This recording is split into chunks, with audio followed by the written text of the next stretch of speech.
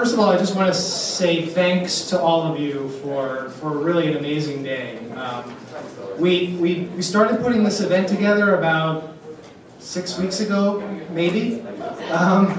So for those of you who have done this before, you know that's record time. I really want to thank all of the Energy Program staff and all the staff at the Planning Board, Caitlin Kriesel, Amanda Mazzoni, Ann Saltman, Debbie Phillips were here with us today. We could not have put this on without them.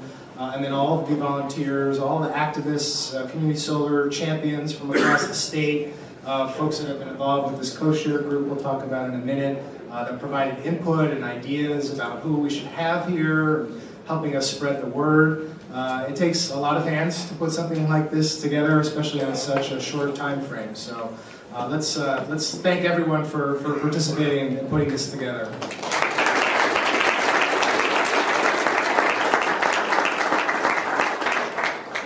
I'll speak for myself. I'm very energized coming out today. I feel like I've got a few more, answers to some of the questions. I have a few more questions as well. But now I've got all of you together that are working on the same direction. So now we're all resources to each other, and I hope we'll find ways to continue this conversation.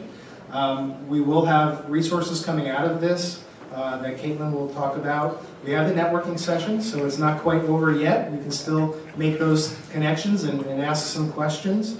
So please do consider joining us at the networking session just following this wrap-up. I expect and I hope that those of you who stayed in the main room had a productive discussion and an opportunity to have some good dialogue in small group settings. Again, we wanted to have this event be somewhat different from a typical conference and provide that kind of opportunity, so I hope that was productive for everyone. For those of you who were not in the other room, I just wanted to share a few juicy tidbits that I came away with, and partly is making me so excited and energized and optimistic coming out of today. When it comes to this issue of bringing in LMI customers to our community solar projects, we talked a lot about that in the morning. What I heard in some of the afternoon sessions is it may not be as big a barrier as we may think. In fact, the New York Green Bank has done some modeling based on information that they've collected from thousands of households across the state to show that bringing in LMI customers is not really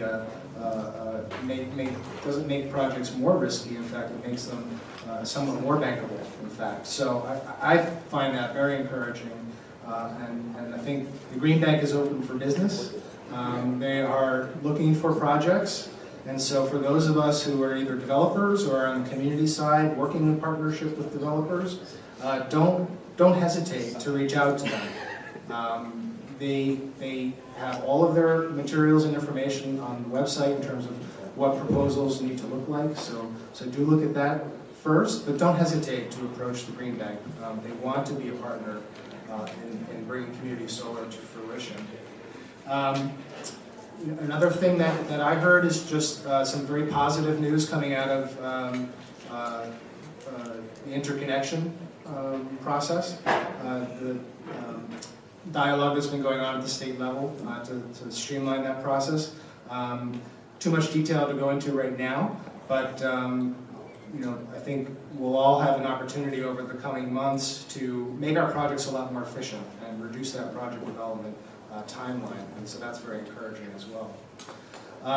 So with that, I want to introduce Chris Neidl again from Solar One, and also Adam Flint from the Binghamton Regional Sustainability Coalition.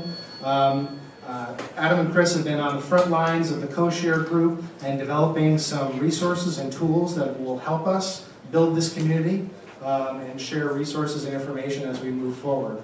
So they have a brief presentation we'll go through, and then Caitlin's just going to wrap up with some final logistical details. So thank you.